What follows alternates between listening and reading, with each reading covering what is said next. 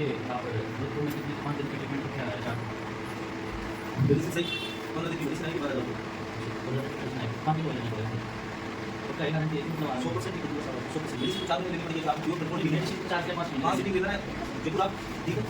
और एक सिटिंग में अपनी तरफ से फ्री दे दूँगा आपको 6 सिटिंग ठीक है चलो भी देना एक सिटिंग मेरी तरफ से फ्री दूँगा फिर आप 15 दिन से 15 दिन 2 बार करा देना आपको सिर्फ 2 बार फिर आप महीने में 1 बार मेरी जवाबदारी आपकी हमारी दवा का बहुत न्याय बोल जितने भी पेशेंट मैंने अपने हिसाब से लिया उनके मैंने ठीक कर दिया बस पेशेंट मेरे हिसाब से 100% सब 100% ठीक होने वाला है 100%